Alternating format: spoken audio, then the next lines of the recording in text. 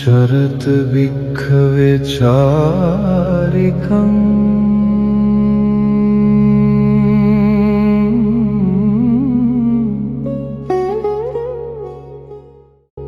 बहुजन हिताय बहुजन सुखाय.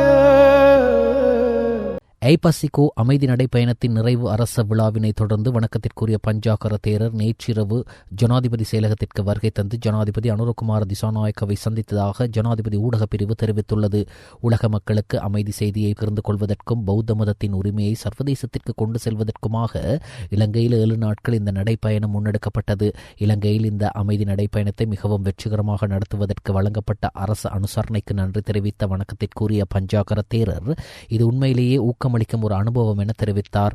இலங்கையும் உலகையும் இணைக்கும் ஒரு உயிருள்ள தர்ம பாலமாக செயற்படும் அமெரிக்காவின் டெக்சாஸில் உள்ள தம்மசேத்திய திட்டத்திற்காக ஜெயஸ்ரீ மாபோதியின் புனிதமான போதிமர கன்றொன்றை பரிசளித்தமைக்கும் அமெரிக்காவின் அன்தாவோ விபස්සனா தியான மையத்தில் நடைபெறவுள்ள சர்வதேச வெசாக் விழாவில் புனித தாதுக்களை காட்சிப்படுத்துவதற்கு அனுமதி வழங்கியமைக்கும் அவர் இதன் போது தனது நன்றியை தெரிவித்தார்.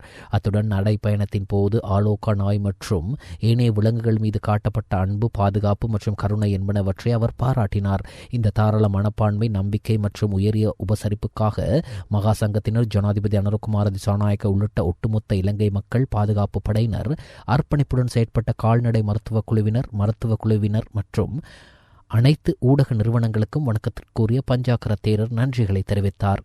இந்த அமைதி நடைப்பயணத்தின் ஊடாக இலங்கையில் ஏற்பட்ட பௌத்த எழுச்சியை தொடர்ந்தும் பேணி இலங்கையை அமைதி மற்றும் மனிதாபிமானத்தின் தீவாக உயர்த்துவதே தமது எதிர்பார்ப்பு என ஜனாதிபதி அனுரகுமார திசாநாயக்க இதன் போது குறிப்பிட்டார். அத்துடன் உலக அமைதிக்காக வணக்கத்திற்குரிய பஞ்சாகர தேரர் முன்னெடுக்கும் அர்ப்பணிப்புக்காக ஒட்டுமொத்த இலங்கை மக்கள் சார்பாக ஜனாதிபதி தனது நன்றியினை தெரிவித்தார். இந்த சந்திப்பில் வணக்கத்திற்குரிய மெலபிட்டியே விமலகித்தி தேரர், தொழிலாளர் அமைச்சரும் நிதி மற்றும் திட்டமிடல் பிரதி அமைச்சருமான கலாநிதி அனில் ஜெயந்த பெர்னாண்டோ, தேசிய வடிவமைப்பு மத்திய நிலையத்தின் தலைவர் சிசிர அமரபந்து ஆகியோரும் கலந்து கொண்டனர்.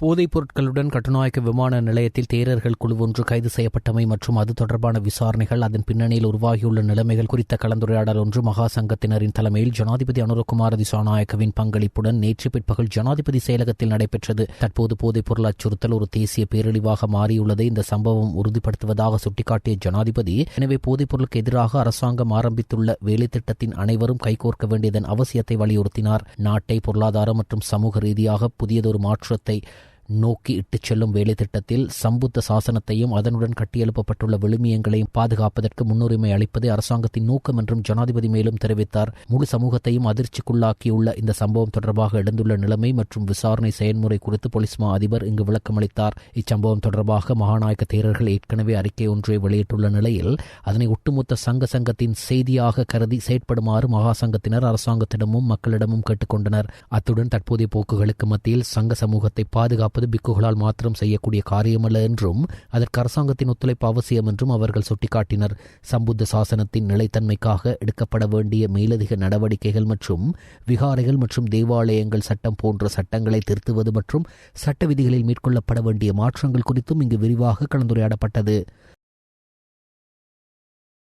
உலக மக்களுக்கு அமைதி செய்தியை பகிர்ந்து கொள்வதற்கும் பௌத்த மதத்தின் உரிமையை சர்வதேசத்திற்கு கொண்டு செல்வதற்குமாக இலங்கையில் 7 நாட்கள் முன்னெடுக்கப்பட்ட ஐபசிகோ அமைதி நடைப்பயணத்தை நிறைவு செய்து கொண்டு வியட்நாம் தேரர் உள்ளிட்ட குழுவினர் இன்று காலை நாட்டிலிருந்து புறப்பட்டு சென்றனர்.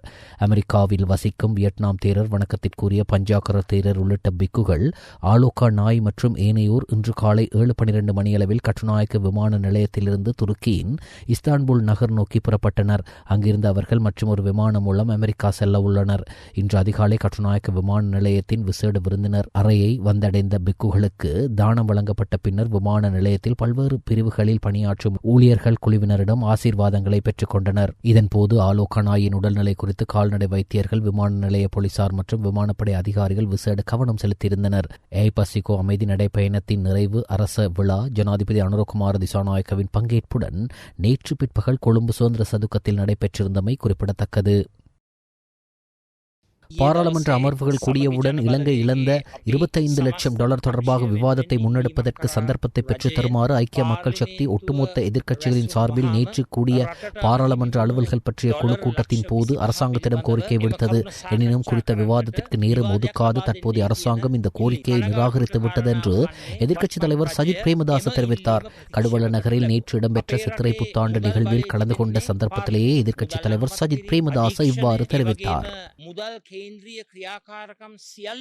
தற்கால உலகில் ஏற்பட்டுள்ள நெருக்கடிகளுக்கு மத்தியில் விவசாயத்துறையானது பல்வேறு சவால்களை எதிர்நோக்கியுள்ளதாகவும் ஒரு நாட்டின் உணவு பாதுகாப்பு என்பது அந்நாட்டின் ஸ்திரத்தன்மை, இறைமை மற்றும் தேசிய பாதுகாப்பு ஆகியவற்றில் நேரடி தாக்கத்தை ஏற்படுத்தும் ஒரு முக்கிய காரணியாகும் என்று பிரதமர் கலாநிதி அருணி அமரசூரிய தெரிவித்தார்.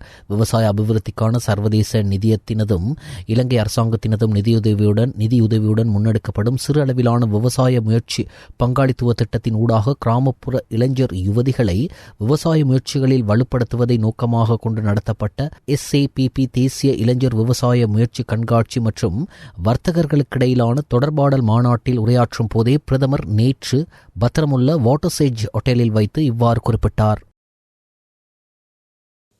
கொழும்பில் இன்று நடைபெற்ற ஊடக சந்திப்பில் அமைச்சர் சரோஜா சாவித்ரி பால்ராஜ் கலந்து கொண்டார்.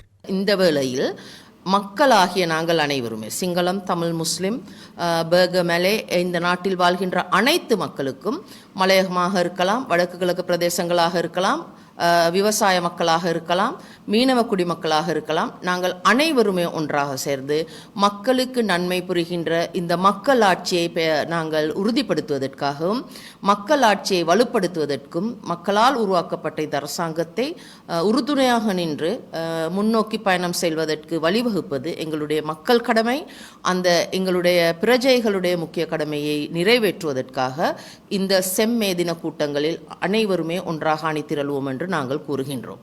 அதிலும் முக்கியமாக பெண்கள் இந்த வேளையில் நாங்கள் பார்க்கும்போது மலையக பணிப்பெண்களாக இருக்கின்றவர்களுக்கு 1750 ரூபா சம்பள உயர்வினை வழங்குவதற்கு எங்கள் அரசாங்கம் முன் வந்தது ஒரு பாரிய வெற்றியாக நாங்கள் நினைக்கின்றோம். ஏனென்றால் பெண்களுக்கு அந்த சுகாதார வசதிகளை பெற்றுக்கொள்வதற்கு, போஷாக்கான உணவுகளை பெற்றுக்கொள்வதற்கு, தங்களுடைய குழந்தைகளுக்கு சீரான கல்வியை வழங்குவதற்கு, உறுதியான பாதுகாப்பான நிலையை வழங்குவதற்கு இந்த சம்பள உயர்வு ஒரு உறுதுணையாக இருக்கும். மென்மேலும் நாங்கள் இது அதிகரித்து கொடுத்து சமூக பாதுகாப்பை உறுதிப்படுத்த வேண்டும் என்றதில் நாங்கள் முழுமையான நோக்கத்துடன் செயற்படுகின்றோம்.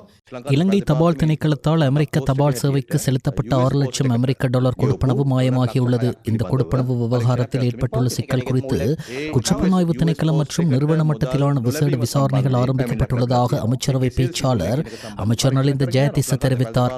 கொழும்பில் உள்ள அரசாங்க தகவல் திணைக்களத்தில் நேற்று செவ்வாய்க்கிழமை இடம்பெற்ற அமைச்சரவை தீர்மானங்களை அறிவிக்கும் வாராந்த ஊடகவியலாளர் மாநாட்டில் கலந்து கொண்ட போதே அவர் இதனை தெரிவித்தார். இலங்கை தபால் திணைக்களம் அமெரிக்க தபால் சேவைக்கு செலுத்த வேண்டிய குறித்த நிதியானது உரிய தரப்பினருக்கு கிடைக்கவில்லை என உத்தியோகபூர்வ முறைப்பாடு கிடைத்துள்ளது. திரைசேரி நிதி பரிமாற்றத்தின் போது இடம்பெற்றது திட்டமிட்ட மோசடியா அல்லது தொழில்நுட்ப கோளாறா என்பது குறித்து பரந்துபட்ட விசாரணைகள் முன்னெடுக்கப்பட்டு வருகிறது. நிறுவன மட்டத்தில் இவ்வாறான சிக்கல்கள் ஏற்படும் போது அந்தந்த நிறுவனங்களை முதற்கட்ட நடவடிக்கைகளை எடுத்து வருகின்றன. தபால் திணைக்கள விவகாரம் மாத்திரமின்றி திரைசேரியில் இடம்பெற்றதாக கூறப்படும் நிதி மோசடி தொடர்பிலும் நிதி அமைச்சு ஏற்கனவே குற்றப்புலனாய்வு திணைக்களத்தில் முறைப்பாடு அளித்துள்ளது.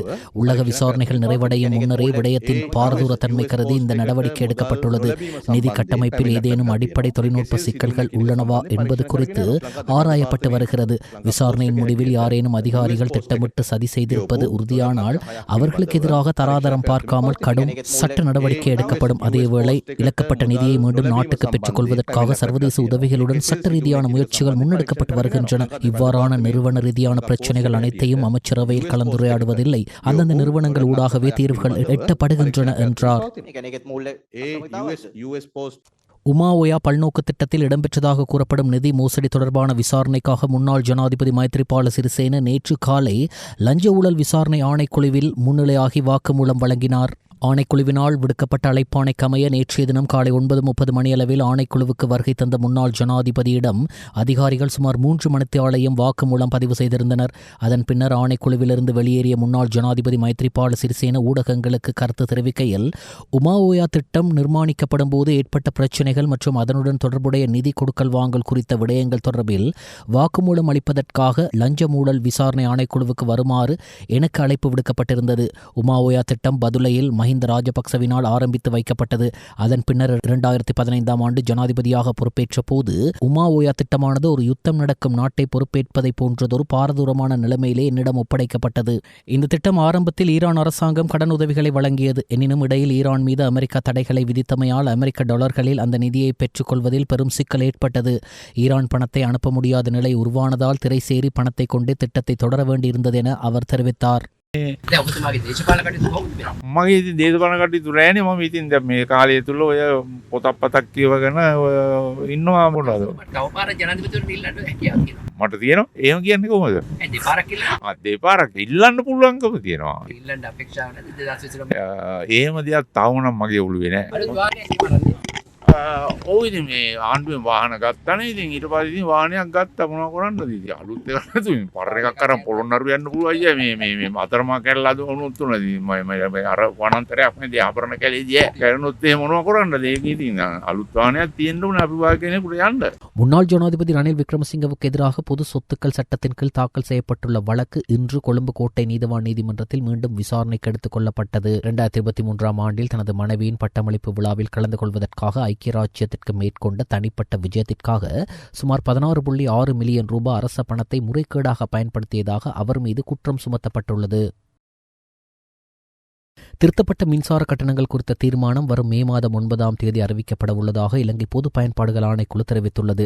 இதற்கமே 2026 ஆண்டுக்கான விசேட மின்சார கட்டண திருத்த யோசனை தொடர்பான பொதுமக்களின் கருத்துக்களை பெற்றுக்கொள்ளும் நடவடிக்கைகள் இன்று முதல் ஆரம்பிக்கப்பட்டுள்ளன. உலக சந்தையில் எரிபொருள் விலை அதிகரித்துள்ளமையால் 2026 ஆண்டின் 2வது மற்றும் 3வது காலாண்டுக்கான மின் உற்பத்தியுடன் தொடர்புடைய திருத்தப்பட்ட செலவு மதிப்பீட்டை தேசிய முறைமை செயற்பாட்டாளர் தனியார் நிறுவனம் கடந்த ஏப்ரல் 27ஆம் தேதி பொது பயன்பாடுகள் ஆணைக்குழுவின் அனுமதிக்காக சமர்ப்பித்திருந்தது. சுமார் 112 கிலோகிராம் குஷ் மற்றும் ஆஷ் ரக போதைப் பொருட்களுடன் கட்டுநாயக்க விமான நிலையத்தில் வைத்து கைது செய்யப்பட்ட 22 தேரர்களில் 19 பேர் போதைப்பொருள் பயன்படுத்தியுள்ளமை சட்ட வைத்திய அதிகாரியின் சோதனையில் தெரிய வந்துள்ளது. தாய்லாந்துக்கு சுற்றுப்பயணம் மேற்கொண்டு விட்டு கடந்த ஏப்ரல் 25ஆம் தேதி நாடு திரும்பிய போதே இவர்கள் கைது செய்யப்பட்டனர். போலீஸ் போதைப்பொருள் தடுப்பு பிரிவினரால் தடுத்து வைக்கப்பட்டு விசாரணைக்கு உட்படுத்தப்பட்ட இவர்கள் நேற்று சட்ட வைத்திய அதிகாரியிடம் முன்னிலைப்படுத்தப்பட்டனர். இதன்போது அவர்களில் 19 பேர் கஞ்சா போதைப்பொருள் பயன்படுத்தியுள்ளமை உறுதி செய்யப்பட்டுள்ளது. ஜம்புரலிய பகுதியில் உள்ள விகாரை ஒன்றைச் சேர்ந்த 3 தேரர்கள் மாத்திரம் இதற்கு முன்னர் தாய்லாந்துக்கு சென்றுள்ளதாகவும் அப்போது அவர்களுடன் இணைந்து 12 தேரர்கள் அப்பயணத்தில் பங்கேற்றதாகவும் விசாரணைகளில் தெரியவந்துள்ளது. டயகமுவில் இருந்து எட்டன் நோக்கி பயணித்த தனியார் பஸ் ஒன்று விபத்துக்குள்ளாகியுள்ளது. குறித்த பஸ் வீதியை விட்டு விலகி சுமார் 25 அடி பள்ளத்தில் விபத்துக்குள்ளானதில் பாடசாலை மாணவர்கள் உட்பட 20க்கும் மேற்பட்டோர் காயமடைந்துள்ளனர். இவ்விபத்து இன்று பிற்பகல் சுமார் 3 மணி அளவில் எட்டன் போடைஸ் வழியாக டிகோயா பட்டல்கள பகுதியில் இடம்பெற்றது. மற்றொரு பஸ்ஸிற்கு வழிவிட முற்பட்ட போது கட்டுப்பாட்டை இழந்த பஸ் வீதியிலிருந்து விலகி பள்ளத்தில் கவழ்ந்து விபத்துக்குள்ளாகியதாக போலீசார் தெரிவித்துள்ளனர். விபத்தில் காயமடைந்தவர்கள் டிகோயா ஆதார வைத்தியசாலையில் அனுமதிக்கப்பட்டுள்ளனர். அவர்களில் சிலரின் நிலைமை கவலைக்கிடமாக இருப்பதாக வைத்தியர்கள் தெரிவித்துள்ளனர். விபத்து இடம்பெற்ற சந்தர்ப்பத்தில் பஸ்ஸில் சுமார் 30 பேர் பயணித்திருந்ததாகவும் சாரதியும் உதவியாளரும் காயமடைந்துள்ளதாகவும் எட்டன் போலீசார் மேலும் தெரிவித்துள்ளனர்.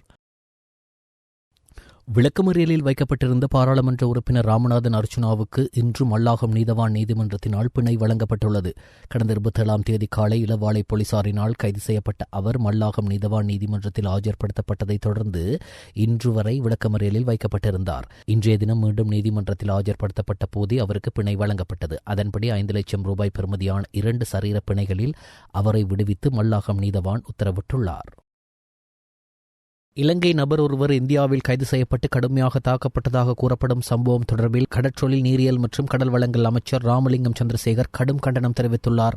இந்த சம்பவம் மனித உரிமைகளை மீறும் அதேவேளை அண்டை நாடுகளுக்கிடையிலான பரஸ்பர மரியாதை மற்றும் நம்பிக்கையையும் பாதிக்கும் வகையிலானது என அவர் வலியுறுத்தியுள்ளார். குறிப்பாக பொதுமக்களின் பாதுகாப்பு மற்றும் கண்ணியத்தை உறுதிப்படுத்துவது எந்த நாட்டிற்கும் அடிப்படை பொறுப்பாகும் என்றும் அமைச்சர் தெரிவித்தார். குடகே பதிப்பகத்தின் நிறுவனர் தேசபந்து சிறிசுமன குடகே காலமானார். உயிரிழக்கும் போது அவருக்கு 90 வயதாகும். 1936ஆம் ஆண்டு மே மாதம் தென் மாகாணத்தின் மாத்தறை மாவட்டத்தில் உள்ள பாலட்டுவ கிராமத்தில் பிறந்த இவர் 9 உடன்பிறப்புகளை கொண்ட குடும்பத்தில் 6வது பிள்ளையாவார். பெட்ரோலியம் ஏற்றுமதி நாடுகளின் அமைப்பில் இருந்து ஐக்கிய அரபு அமீரகம் மே 1 விலகும் என்று அந்நாட்டின் அரச செய்தி நிறுவனம் அறிக்கை ஒன்றின் மூலம் தெரிவித்துள்ளது. இந்த முடிவு ஐக்கிய அரபு அமீரகத்தின் நீண்டகால மூலோபாய மற்றும் பொருளாதார தொலைநோக்கு பார்வையுடனும் உள்நாட்டு எரிசக்தி உற்பத்தியில் முதலீட்டை துரிதப்படுத்துவது உள்ளிட்ட அதன் எரிசக்தி துறையின் வளர்ச்சியுடனும் ஒத்துப்போகிறது என அந்த அறிக்கையில் தெரிவிக்கப்பட்டுள்ளது. ஒபெக் என்பது உலகளாவிய எண்ணெய் விநியோகம் மற்றும் விலைகளில் செல்வாக்கு செலுத்தும் வகையில் உற்பத்தி கொள்கைகளை ஒருங்கிணைக்கும் முக்கிய எண்ணெய் உற்பத்தி நாடுகளின் கட்டமைப்பாகும். எதிரியை இராணுவ ரீதியாக தோற்கடித்து விட்டோம். எதிரி மீண்டும் தலை தூக்க நாங்கள் ஒருபோதும் அனுமதிக்க மாட்டோம் என வெள்ளை மாளிகையில் பிரிட்டன் மன்னரை சந்தித்த பிறகு அமெரிக்க ஜனாதிபதி டொனால்ட் ட்ரம்ப் பேசுகையில் தெரிவித்தார். அமெரிக்காவின் 250வது சுதந்திர தினத்தையொட்டி அந்நாட்டுக்கு பிரிட்டன் மன்னர் 3வது சார்ல்ஸ் மற்றும் அவரது மனைவி கமீலா 4 நாட்கள் அரச முறை பயணமாக சென்றடைந்தனர். வாஷிங்டனில் இருவருக்கும் அமெரிக்க இராணுவத்தின் உற்சாக வரவேற்பு அளித்தனர். வெள்ளை மாளிகையில் பிரிட்டன் மன்னர் சார்ல்ஸ் மற்றும் அவரது மனைவி அமெரிக்க ஜனாதிபதி ட்ரம்ப் வரவேற்பு அளித்தார். அப்போது அமெரிக்க ஜனாதிபதி ட்ரம்ப் பேசியதாவது, நாங்கள் தற்போது மத்திய கிழக்கில் நிலவும் பதற்றங்களை முடிவுக்கு கொண்டு வருவது தொடர்பான பணிகளை மேற்கொண்டு வருகின்றோம் என்றார். அமெரிக்க கடவுச்சீட்டுகளில் ஜனாதிபதி டொனால்ட் ட்ரம்பின் உருவத்தை உள்ளடக்குவதற்கு அமெரிக்க இராஜாங்க திணைக்களம் தீர்மானித்துள்ளதாக வெளிநாட்டு ஊடகங்கள் செய்தி வெளியிட்டுள்ளன. அமெரிக்காவின் 250வது சுதந்திர தினத்தை கொண்டாடும் வகையில் வெளியிடப்படவுள்ள மட்டுப்படுத்தப்பட்ட பதிப்பு கடவுச்சீட்டுகளில் இந்த மாற்றம் செய்யப்படவுள்ளதாக தெரிவிக்கப்படுகிறது. ஜனநாயக நாடொன்றில் பதவியில் இருக்கும் ஒரு தலைவரின் உருவம் கடவுச்சீட்டில் அச்சிடப்படுவது மிகவும் அரிதான ஒரு சந்தர்ப்பமாக கருதப்படுவதுடன் இது ஒரு வரலாற்று சிறப்புமிக்க நிகழ்வாக அமையும் எனவும் அந்த செய்திகளில் குறிப்பிடப்பட்டுள்ளது. இலங்கை கிரிக்கெட் நிறுவனத்தின் தலைவர் சம்மி சில்வா இன்று முதல் அமுலுக்கு வரும் வகையில் தனது பதவியிலிருந்து ராஜினாமா செய்துள்ளார். அவருடன் இணைந்து இலங்கை கிரிக்கெட் நிறுவனத்தின் ஏனைய உத்தியோகபூர்வ அதிகாரிகள் மற்றும் செயற்குழு உறுப்பினர்களும் தமது பதவிகளை ராஜினாமா செய்துள்ளதாக அறிவிக்கப்பட்டுள்ளது. இந்த தீர்மானம் குறித்து விவரங்கள் ஜனாதிபதி அனுரகுமார் திசாநாயக்க மற்றும் இளைஞர் விவகார விளையாட்டுத்துறை அமைச்சர் சுனில் குமார் கமகே ஆகியோருக்கு உத்தியோகபூர்வமாக அறிவிக்கப்பட்டுள்ளதாக அந்த ஊடக அறிக்கையில் தெரிவிக்கப்பட்டுள்ளது. இதேவேளை இடைக்கால தலைவராக எரான் விக்ரமரட்ன நியமிக்கப்பட்டுள்ளார்.